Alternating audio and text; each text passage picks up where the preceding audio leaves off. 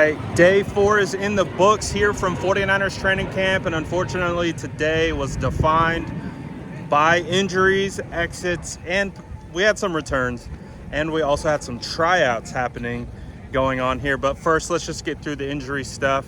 We have a scary play that happened here on the field today. There was I was watching it. It looked like Isaac Alsorn had pancake blocked one of the defensive ends with the third group. That defensive end turned out to be Terron Jackson. And just based on the situation, it appears Terron Jackson had hit his head on the turf and potentially looked like he was knocked out.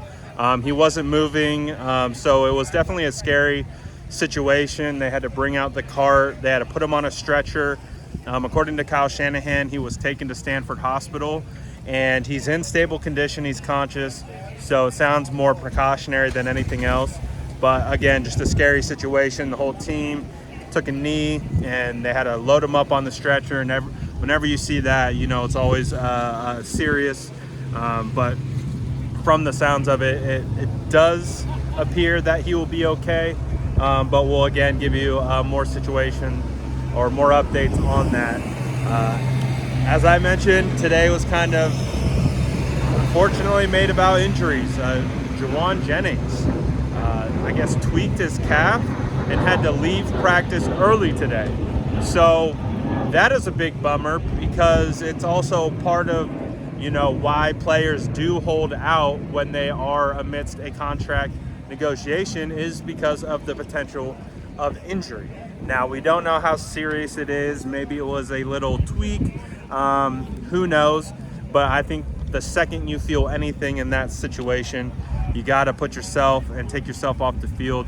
And that sounds like what Jauan Jennings did. So we'll hopefully get more information about the severity of that calf injury, and we'll see how that plays out. But also, like I mentioned today, there were tryouts happening on the field. It appeared to be 3 defensive backs going through drills. John Lynch, the entire scouting department appeared to be kind of watching along. And so that is correlated to Renardo Green and his injury that he suffered last practice. He was having a phenomenal practice, multiple PBUs, and he had made this great pass breakup on Jauan Jennings, and he came down wrong, and he had to leave practice as well. It's been confirmed it's a hamstring injury for Renardo Green, and he's expected to return sometime around the Raiders preseason game. So an unfortunate situation for Renardo, who was starting to heat up here at 49ers camp, and is slated to be the starting cornerback opposite side of Diamador Lenore. But again, just unfortunate for the young second-year cornerback who was having a hell of a day before he went down. And so as we continue to move through, we did have some good news injury-related. Some guys did come back. Brock Purdy came back today after having a personal day. And as Ricky Pearsall, it was our first time seeing Ricky out there rocking the new number 1 jersey. And this was, again, the first time he's been able to practice since training camp started. He actually missed all of OTAs and mandatory minicamp due to a hamstring injury, I believe. We'd seen him working out for the majority of camp, but he finally got out there today. And the best part about that is his first catch on the day was actually a touchdown pass from Brock Purdy in red zone period.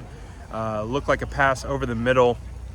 So it's good to see him involved. He was also targeted on another in-breaking route over the middle. Brock Purdy kind of put it on his back shoulder, so he had to make an adjustment to go back and get it. It was a good catch.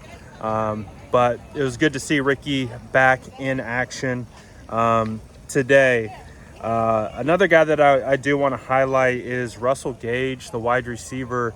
I've been talking about him a little bit here as one of my biggest surprises. I didn't really have Russell Gage on my radar necessarily as a guy who was going to be a standout, but he had a touchdown today in red zone period, kind of in the left flat. And he's been pretty impressive so far. So it's going to be interesting to see if he is a guy that's going to be able to make the team. But we know the 49ers are dealing with injuries. Obviously, Brandon Ayuk, we don't know when his timetable to return is. So Russell Gage is a name to keep your eye on. You also had an Isaac Guerrero touchdown as well in red zone period. Mac Jones was kind of working through his progressions, and then he was able to find Isaac Guerrero over the middle for a touchdown. Typically don't see Isaac Guerrero getting a ton of catches out of the backfield, so it was cool to see him getting involved with a touchdown. Overall, not a ton of offensive highlights today. Notably, it was the first day that I saw Luke Farrell getting involved. He caught 2 catches today in a row, actually. Saw one with Quintez Cephas, the newcomer who the 49ers have added. He had gotten involved as well. Brock Purdy did attempt a deep throw over the middle to Equanimous St. Brown. Unfortunately, just put it out a little bit too far for him on that one. Welly got involved today. I did notice that it looked like Braden Willis had a drop. So Braden Willis had been doing decent up until this point, but not a great day today for him. You also had Mac Jones put a dime on Isaiah Hodgins, looked to be a deep crosser over the middle, and hit him in stride. And again, it's tag off here without pads, so there is a potential that Isaiah Hodgins could have took it all the way to the house, but again, it's hard to determine when they're not tackling or thudding or things of that nature. I do have a kicker update. I'll get you that at the end. A player who stood out today who had a really nice PBU. I don't even know his first name. Number 35, Flowers.